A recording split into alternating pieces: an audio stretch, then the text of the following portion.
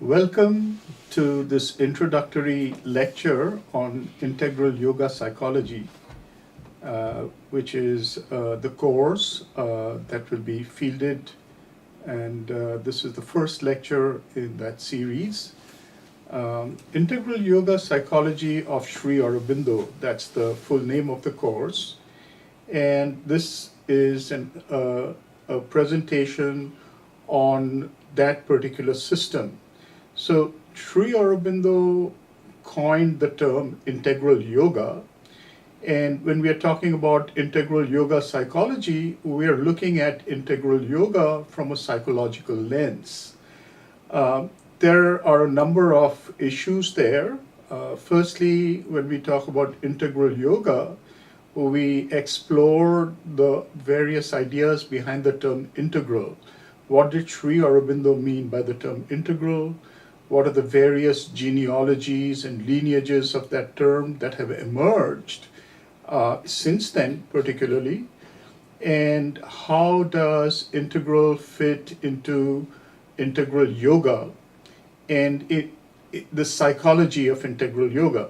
So we will be exploring all these varieties of nuances around the notion of the integral yoga of Sri Aurobindo. To do that, we look at integral yoga from a variety of different perspectives. Firstly, trying to explore Sri Aurobindo's own understanding of this particular phrase or term. And then also to look at how this term has been interpreted in later times. So integral, as we all know, is a word central to the California Institute of Integral Studies, part of its name, and it got its place in the name through its founder, Haridas Chaudhuri, who was himself a student of Sri Aurobindo. So we can see that there is a certain lineage through which this name integral comes into the California Institute of Integral Studies. However, there's a number of other people who've used the term integral and integral yoga as well. Swami Satchidananda in the United States has used that term, and his system of yoga has been called integral yoga. The term has been used by Ken Wilber. The term integral has been used by Ken Wilber, who has also written a book called Integral Psychology that uses that term. Early in the Sri Aurobindo movement, contemporary of Haridas Chaudhuri by the name of Indra Sen had also used this phrase integral psychology to talk about the psychological perspective on integral yoga. So we find that there is already a certain kind of lineage that tries to do this. Haridas Chaudhuri himself was more minded towards using the phrase integral philosophy.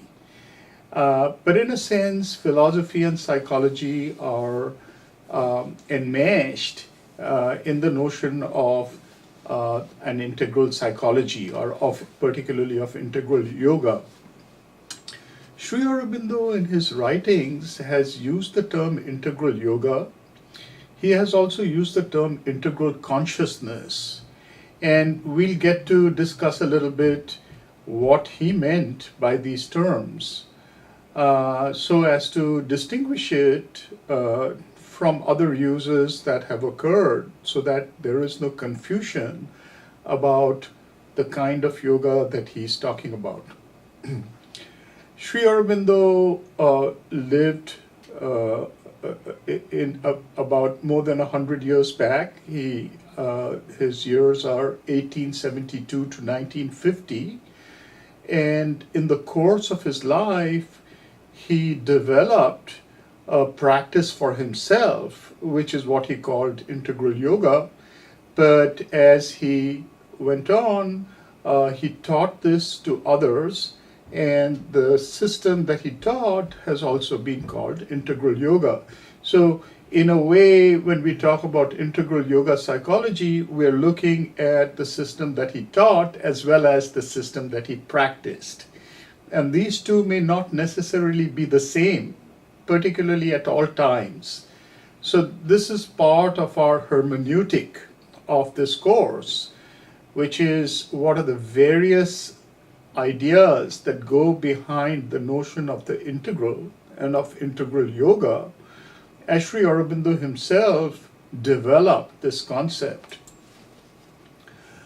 So to start with, a general understanding of the term integral would mean something which brings together. In the word integral is already a sense of complexity. That is, there is a variety or a plurality of things that have been brought together, that have been made one, so to say, made into an integer.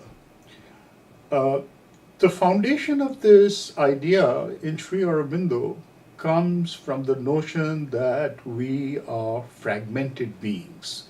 So this is the founding intuition behind it.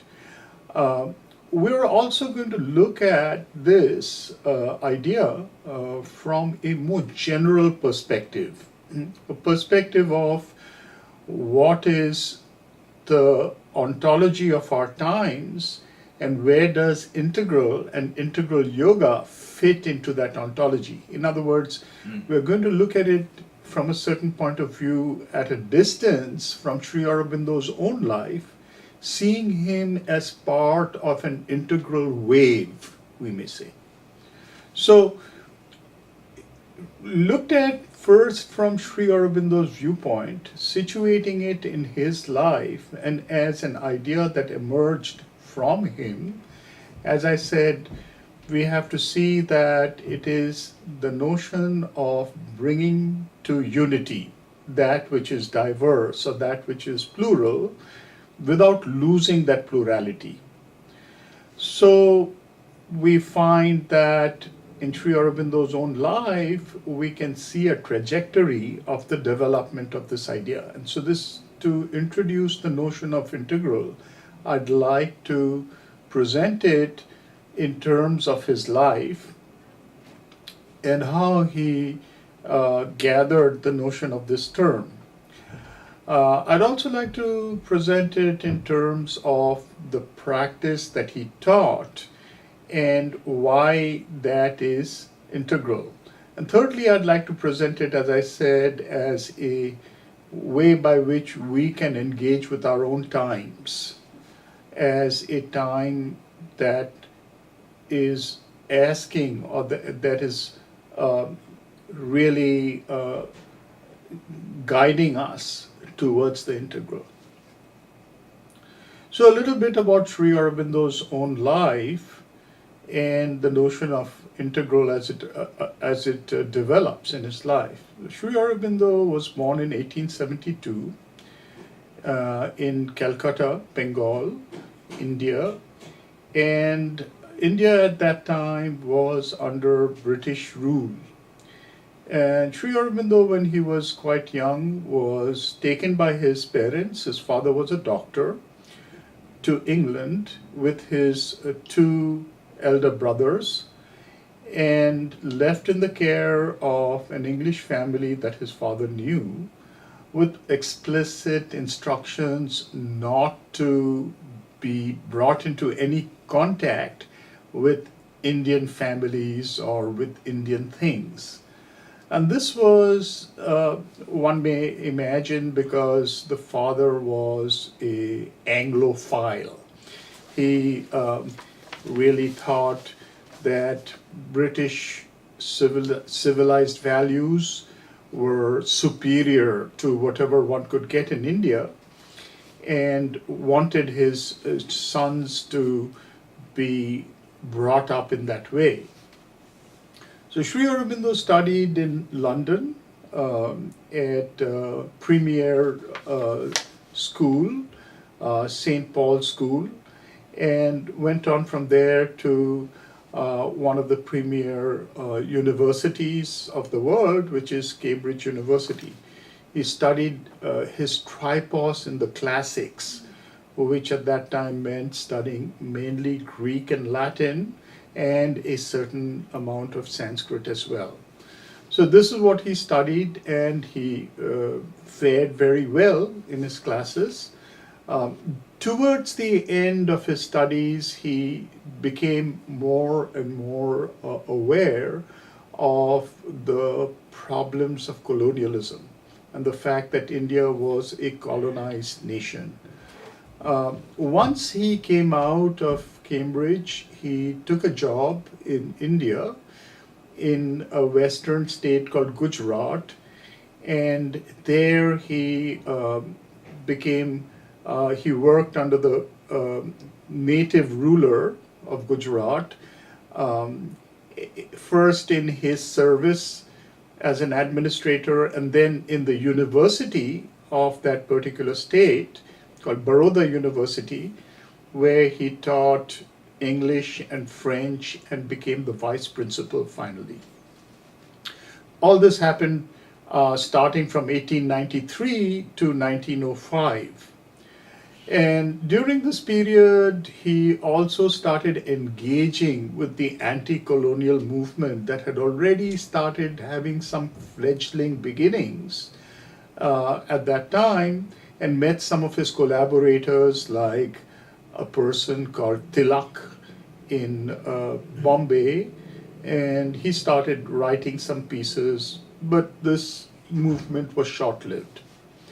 However, he met another group of people in Calcutta, and he started fostering a kind of revolutionary movement there, aided by his younger brother, Barin, who was in Calcutta. So in 1905, he left Baroda to pursue full-fledged anti-colonial work in Calcutta. So he moved from Baroda to Calcutta and spent his time writing a magazine or a journal that was called Bande Mataram, in which he brought out extremely powerful writings to provoke nationalist feelings among Indians. He also created a kind of a drive that has later been called Swadeshi, which means belonging to one's own country or nation. And in that movement, he was not the only one. There were a number of people connected with the Bande Mataram magazine. They were promoting ideas of boycotting Western products, producing indigenous industry and national education, developing a certain kind of a national education that would have a connection with the past, the traditional past of the nation of India, as well as bolster the sense of identity and the sense of civilization that was endemic to India. So this continued from 1905 till about 1908.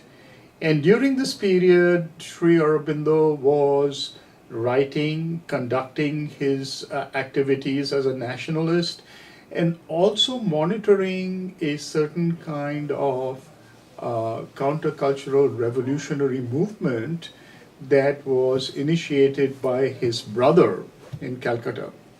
So this is happening at that time, but Sri Aurobindo during this period started experiencing a need for deepening a spiritual practice. And the spiritual practice is something that he came across earlier in his Baroda days, because he came across some of the literature in Sanskrit. We'll look at the trajectory of that in a moment. But as he came to Calcutta, he started feeling that whatever spiritual practices that he had undertaken till then had come to a kind of standstill. So now he thought of seeking help. And one of the major things that he was looking for in yoga was to receive clear guidance on what is to be done. He felt that there was some guidance that he could receive, and wanted to look for a teacher that would help him to get proper guidance on becoming more efficient in his nationalistic activities. So his younger brother knew a yogi at that time, and it's interesting to note that a number of yogis were very interested in Indian independence around that time, and they were part of the circle of the early nationalists. So one of these persons, his name was Vishnu Bhaskar Lele, took Sri Aurobindo under his wing for a short period of a few days. As he was traveling, Lele was from Maharashtra, and Sri Aurobindo met him in Baroda, in fact, where he had to go for a certain a schedule of talks.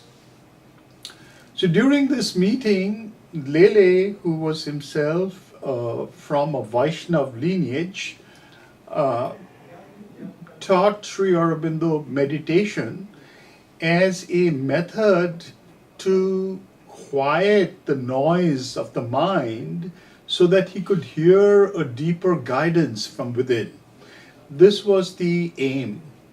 But the unexpected effect of that practice was that Sri Aurobindo experienced the complete silence of the mind.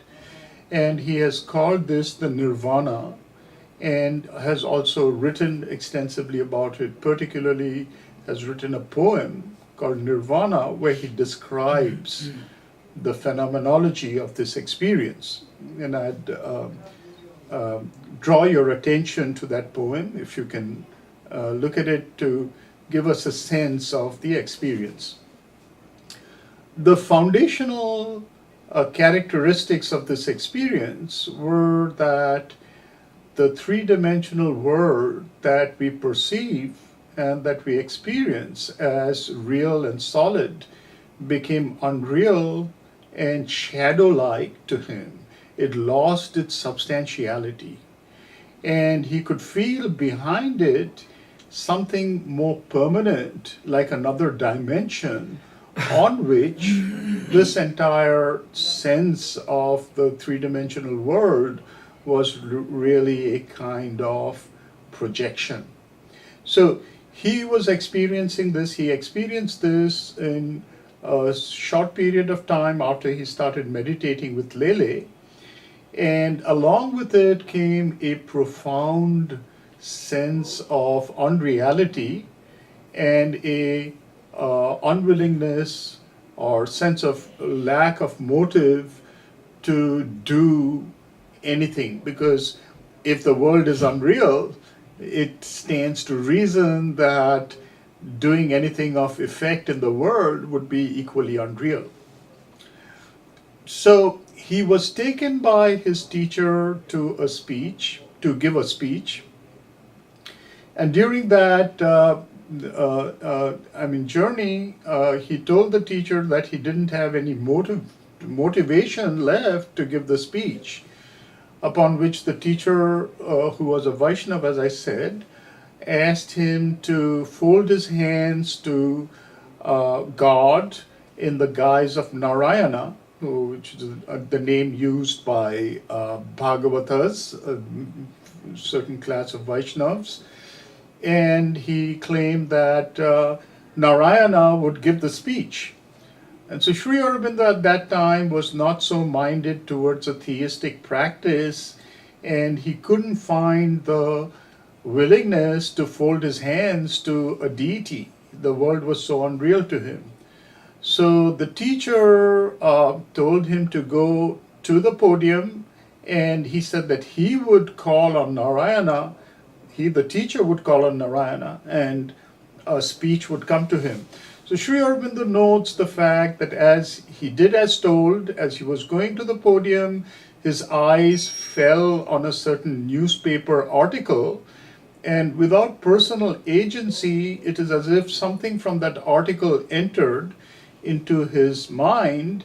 And when he stood there, he saw the formulation of a speech and its delivery as an observer. It's as if his agency had become that of a pure observer, while some other agent was acting through him to give the talk.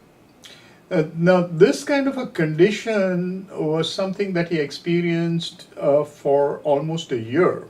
He went back to Calcutta, and towards the end of that year, 1907, he was put into jail, or I think it was 1908. Let's see, that this is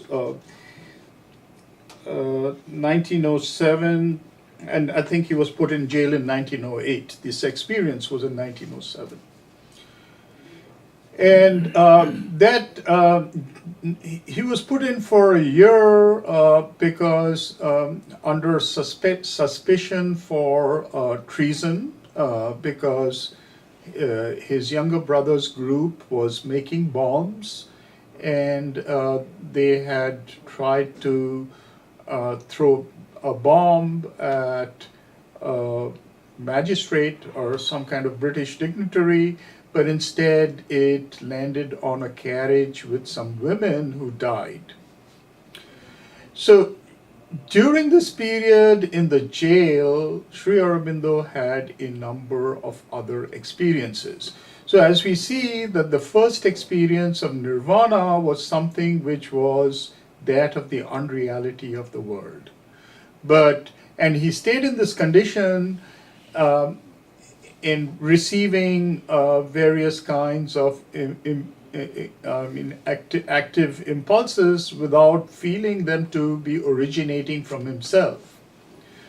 But in the jail, he had other kinds of experiences. So he had an experience in which he felt that whatever had become illusory was really a act or a action or a formation of a energy that had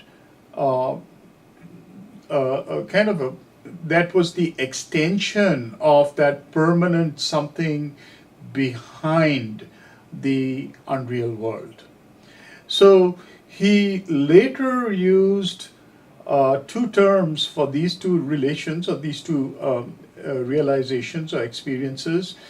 That of that permanent reality behind the unreal world, he used the term passive Brahman, and to describe the world as the energy of that passive Brahman formulating all the things of the world, he used the term active Brahman.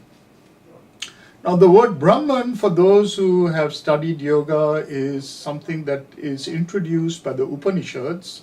We'll discuss this later a little more, but the Upanishads use the term Brahman to describe conscious reality. Brahman is all there is. Everything that we know and everything that we do not know is Brahman.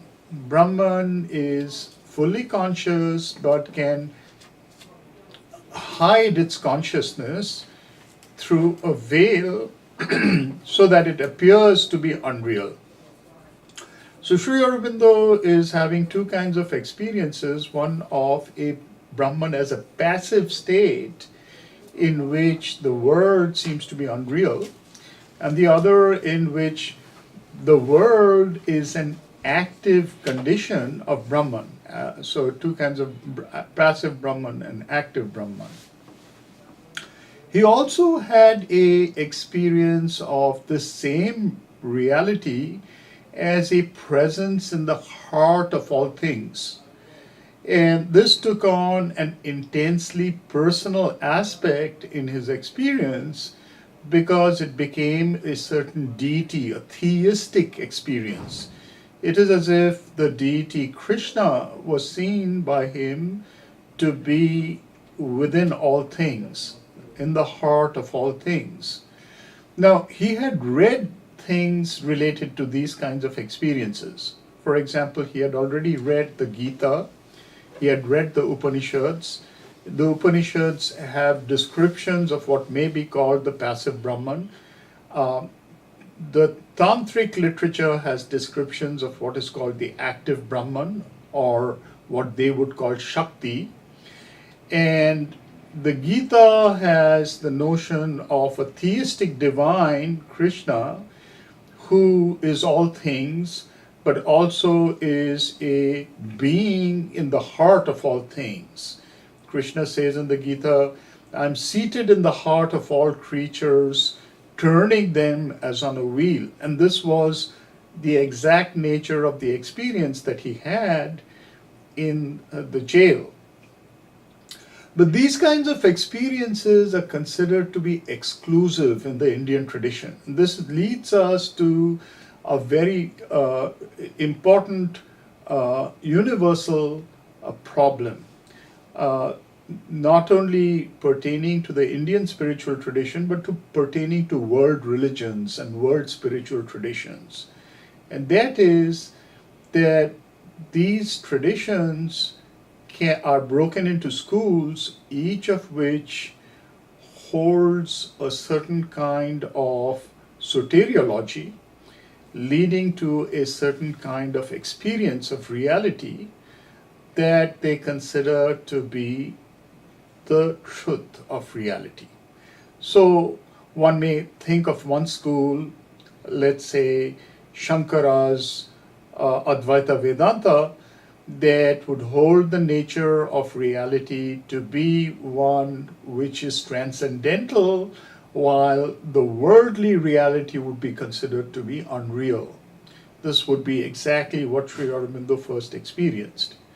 While there would be other schools, like let's say schools of Tantra, that would believe that, or that would hold the experience of world as a formulation of divine energy or Shakti.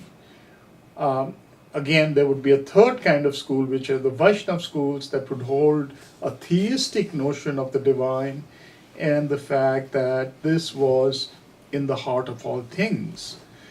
But these notions of reality and experiences of reality would be exclusive of each other. One would not include the other, or if it included the other, it would subordinate the other. It would subsume it under its larger system.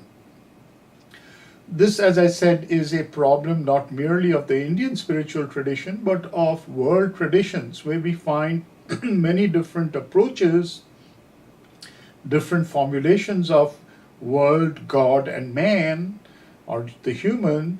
And in each of these formulations, you have a certain kind of truth telling.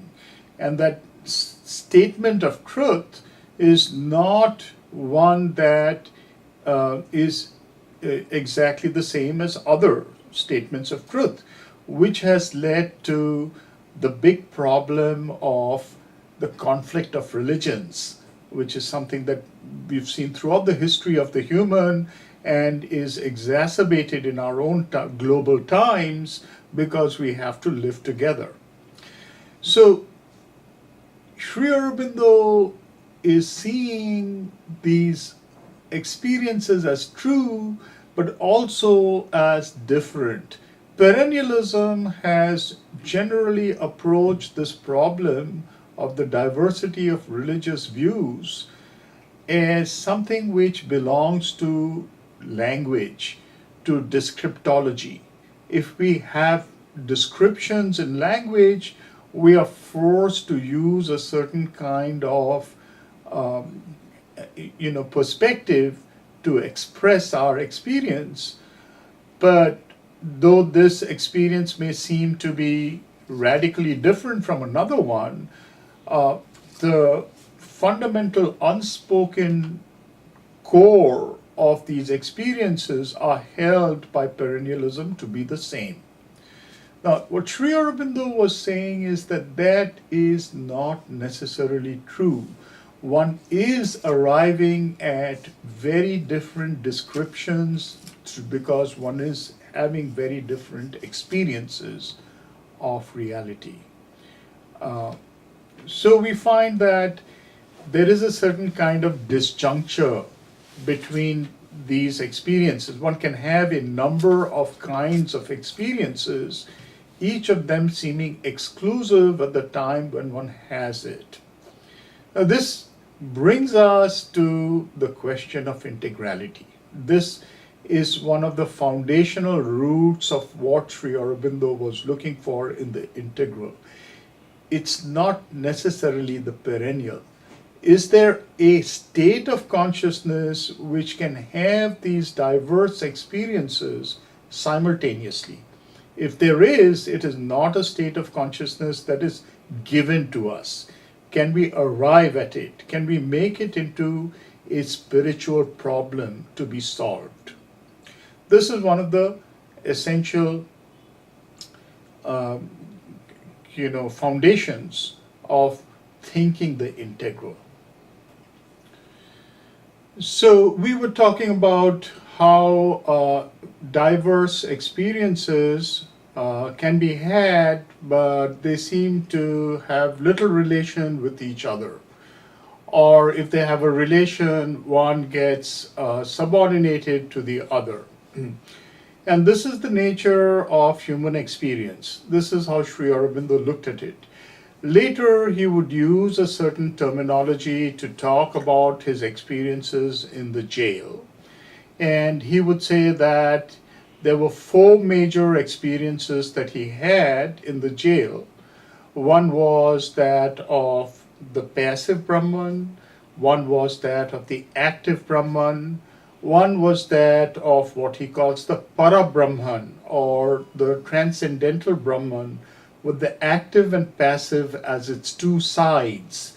So we already have a sense of something that unites the two, the passive and the active. And the fourth was that of a paranormal series of communications that he had, he claims, from the spirit of Vivekananda. Now, Vivekananda was another modern yogi who had died in 1902, and we are talking now about 1908. But he claims that the spirit of Vivekananda was to show him the ranges of consciousness above the human mind, leading to what he was to call supermind. Now, this is interesting because in terms of our languaging of the term integral, the term integral consciousness is what he later applies to supermind. So this is a kind of consciousness that one may say is an integral consciousness, a consciousness that integrates all the various other kinds of consciousness that one may experience as forms of reality.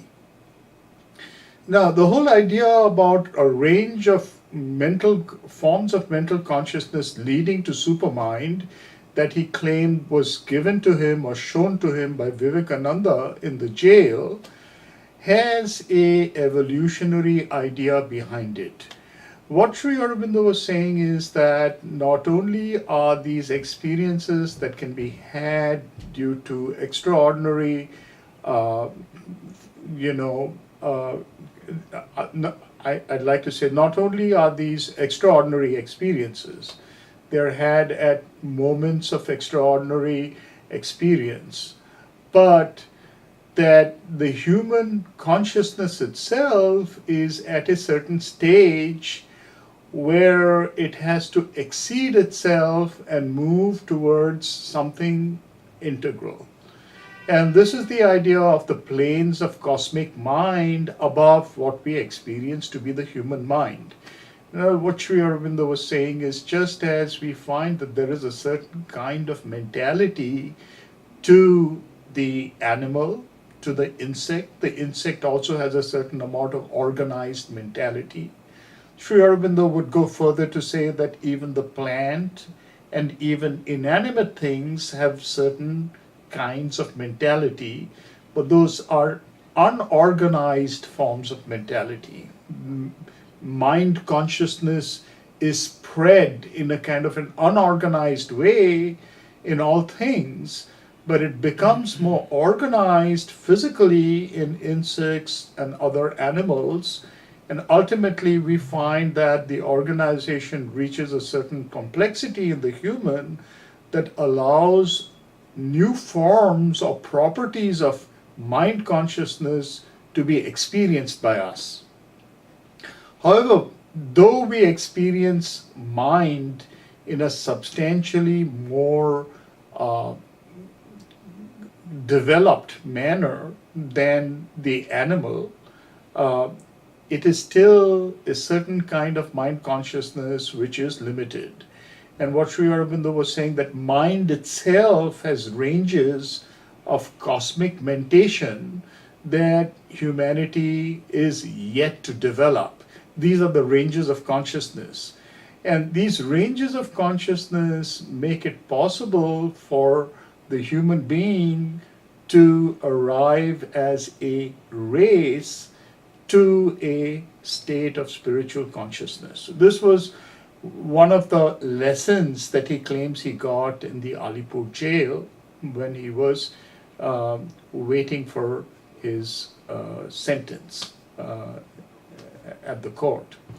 So Sri Aurobindo was absolved of this particular so-called crime of kind of treason to the court or treason to the crown.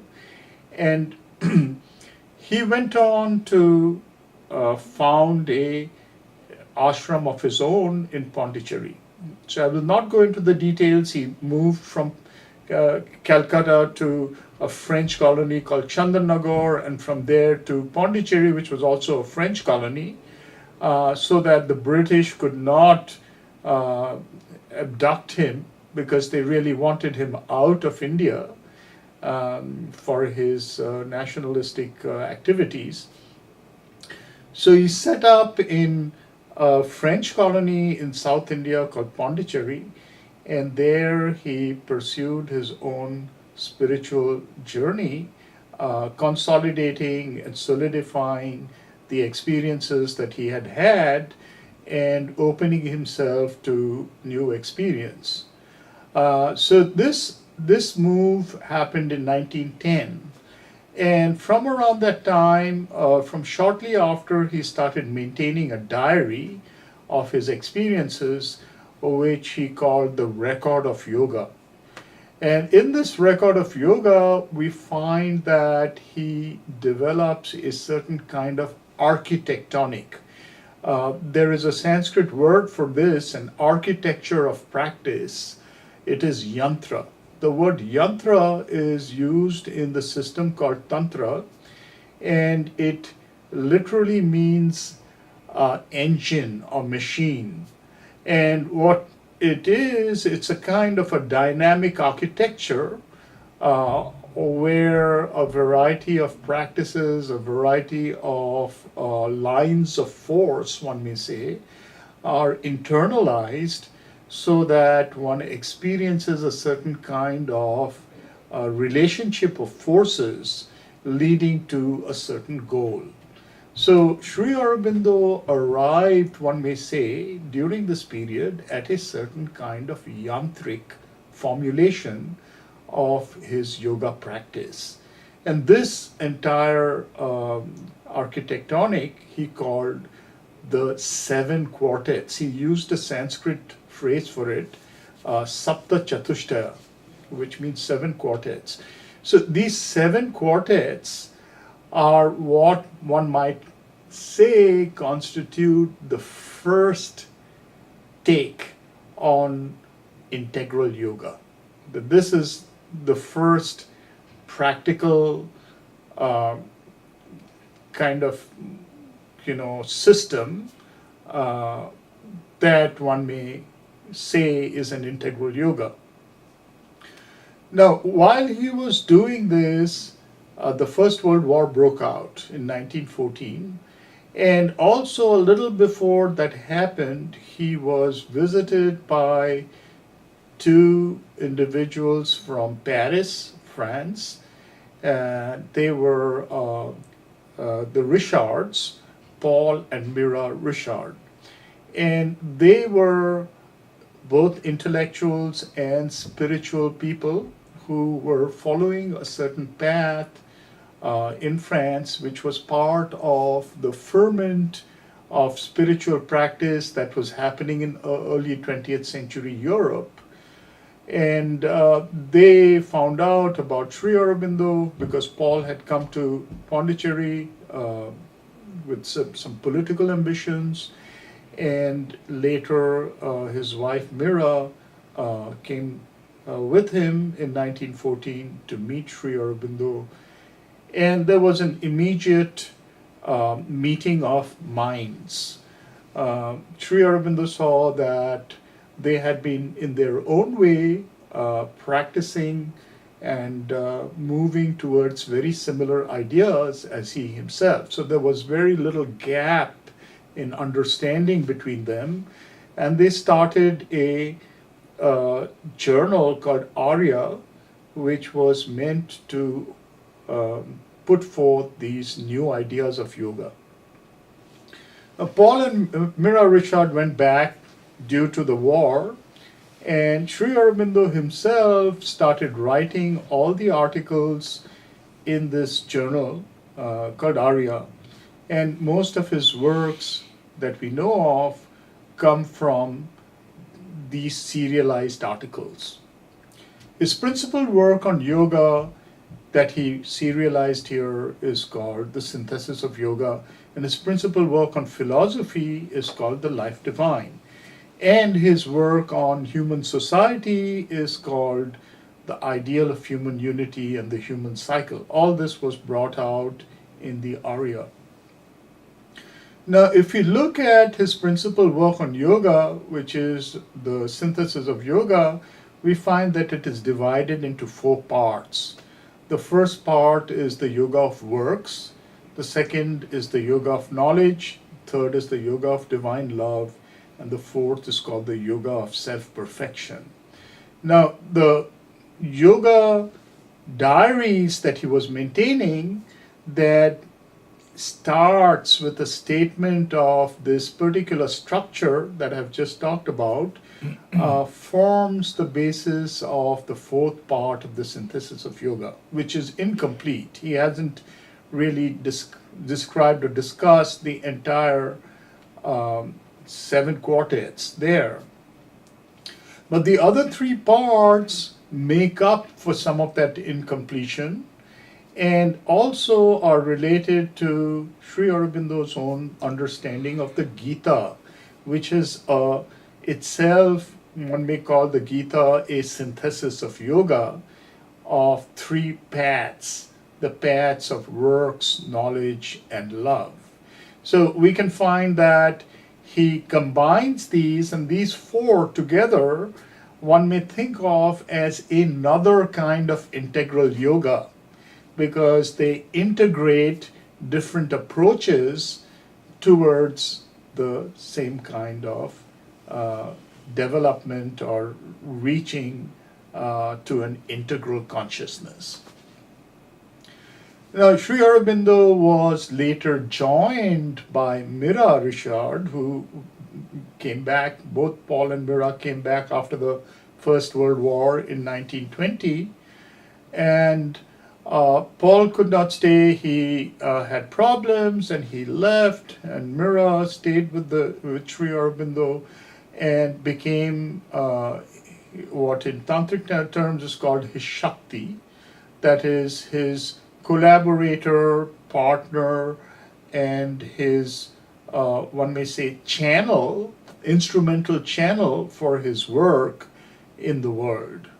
And so Sri Aurobindo and Mira worked together, and an ashram grew up around them.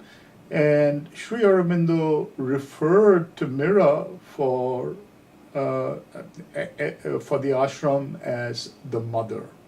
So she was considered the mother as a kind of divine consciousness that was acting in her as the mother consciousness.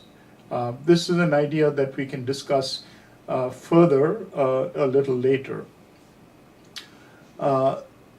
Another interesting thing that one has to note after the arrival of Paul and Mira, particularly of Mira in 1920, is that Sri Aurobindo's language starts changing a little bit, particularly when he was writing the Arya in texts like the Life Divine and the Synthesis of Yoga, which were meant to have an international readership.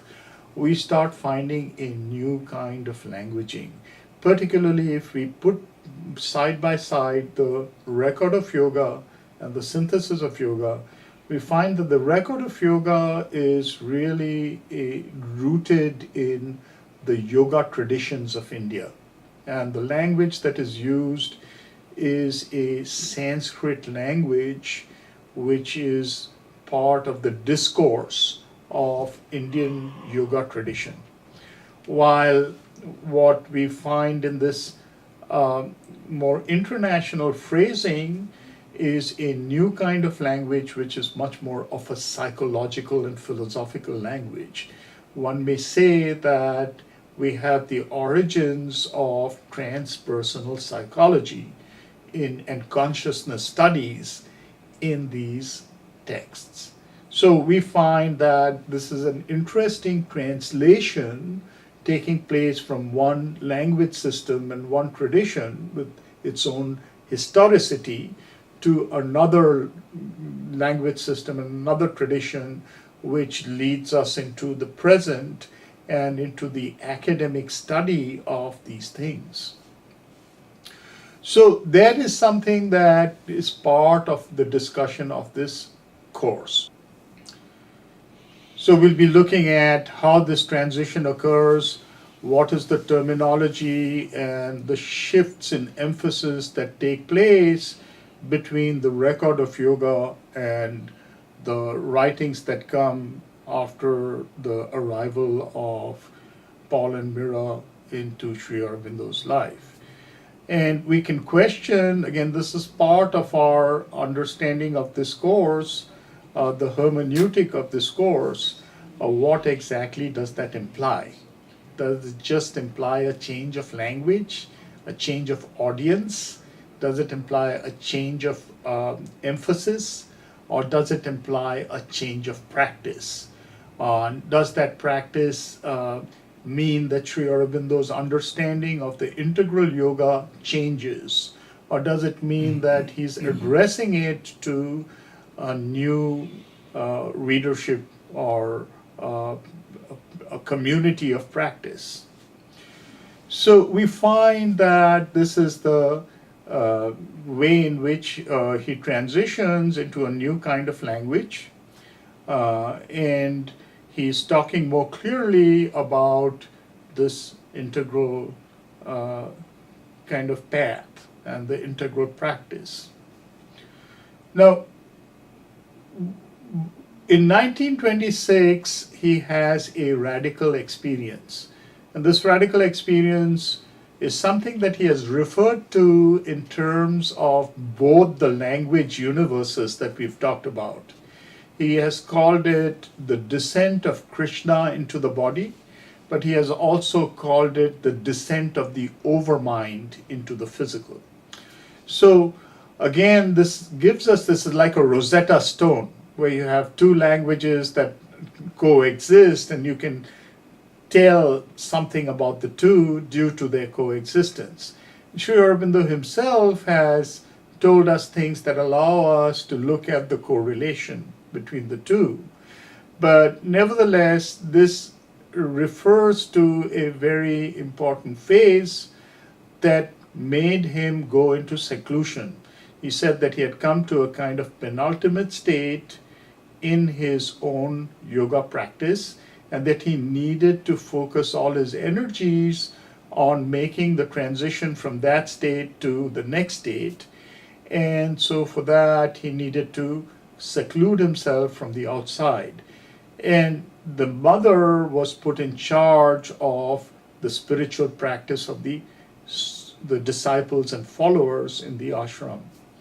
So this happens in 1926. The experience was had on 24th November 1926, and Sri Aurobindo went into seclusion. After that, till he died in 1950, he would be available physically to his followers and others who wanted to see him only 4 times a year, when he would be present for what is called darshan. People would file past him and the mother, and they would exchange looks. They would look at each other, and presumably there would be an exchange of consciousness and energy. So this is the form or mode of communication at the physical level that he was restricted to, or that he restricted himself to, after 1926. But he also wrote extensively, particularly letters to his disciples during this time, helping them with their problems.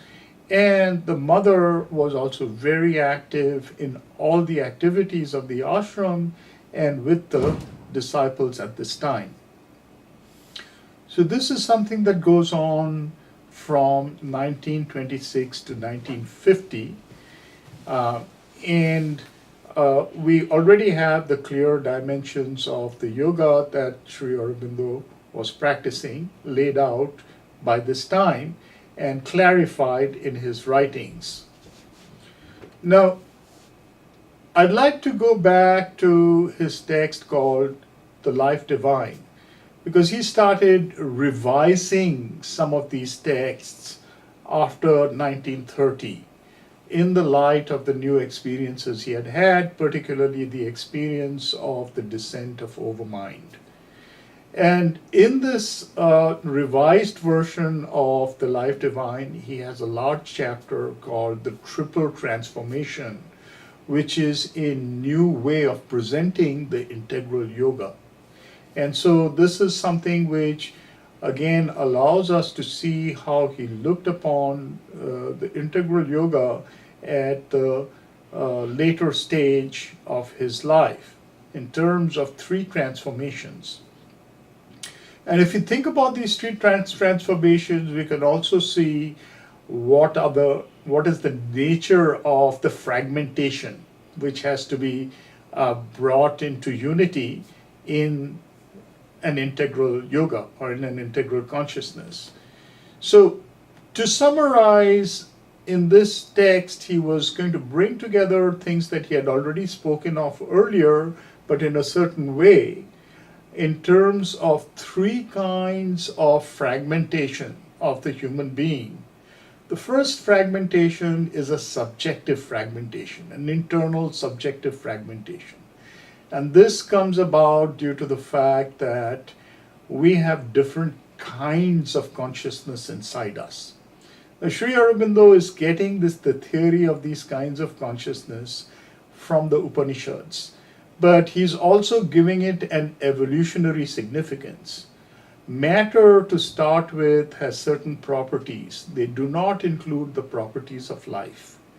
But at a certain point, life emerges in matter, and living creatures have certain emergent properties which allow them to distinguish themselves from a material consciousness which does not have life. And so we find a new kind of consciousness that one might call vital consciousness. The term vital consciousness had already been in use, particularly in France, in the work of philosophers like Henri Bergson. And so this was the life consciousness, the consciousness of living things. On top of that, new emergent properties arose with the coming of mind, and particularly with the full-fledged operation of rationality in the human. And this kind of consciousness could be called mental consciousness. So Sri Aurobindo was saying that in the human case, we find the coexistence of the operation of three kinds of different forms of consciousness. You find physical, vital, and mental consciousness. They are not integrated. They operate on their own, usually as a kind of subordination of two by one. It's either usually the mental consciousness that dominates the vital and the physical. In some cases, the vital consciousness dominates the mental and the physical. And in some cases, the physical consciousness dominates the mental and the vital. So we have this kind of fragmented condition. And the question is there a vantage within us which can integrate this internal difference? He was to say that there is such a consciousness within us. That is what he called the psychic being. The word psychic is used in terms of the soul, that it's an immanent position of divinity within each individual. Now, that is one kind of internal fragmentation. The second level of fragmentation is what one might call the cosmic fragmentation. Every entity is different from another and the center of its own universe.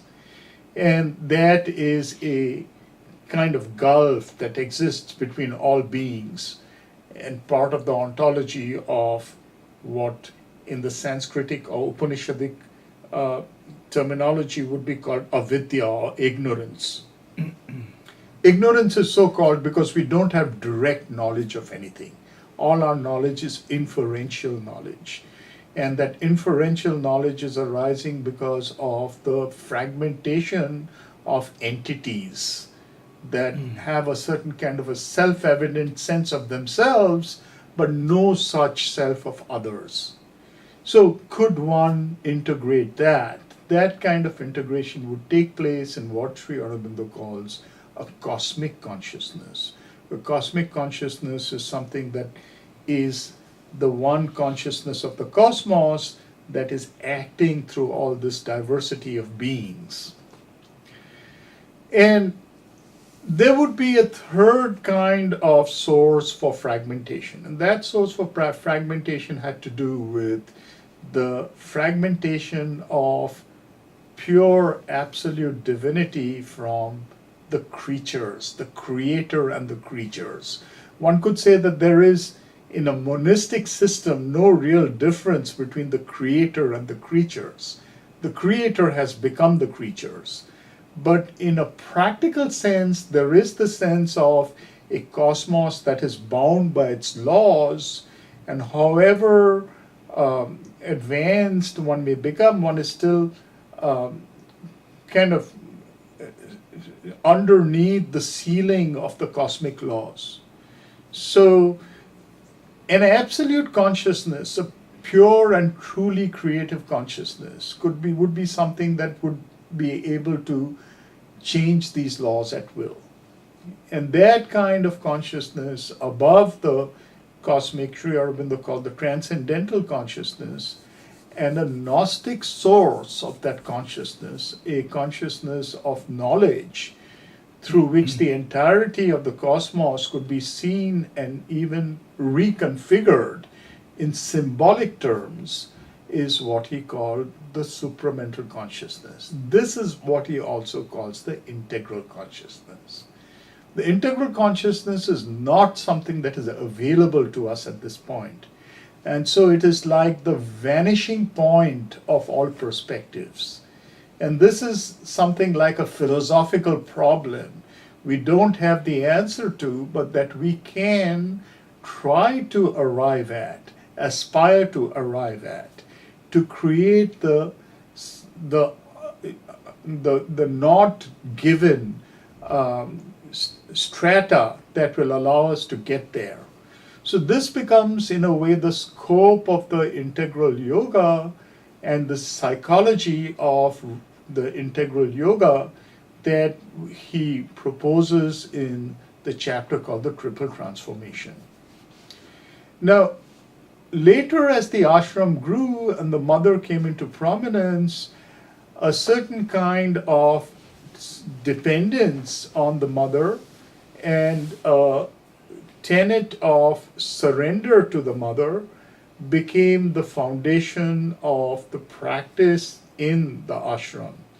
And Sri Aurobindo wrote letters and some essays that were compiled into a book called The Mother, which became almost like the mainstay or the foundation of the practice that is connected with surrender to the mother.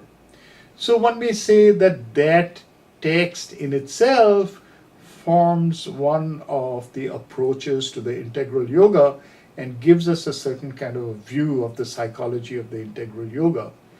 And if we are to take a hermeneutic attitude towards the integral yoga, one has to look at these various texts, look at the Seven Quartets or the Sapta Chatushta, his record of yoga, look at the synthesis of yoga, the triple path of the Gita, look at the triple transformation of the life divine, and look at the text called the Mother to see the versions of the integral yoga, the psychologies and processes that are entailed in each of them, how they're related to each other, and what one can see as the integral foundation of each of them and all of them.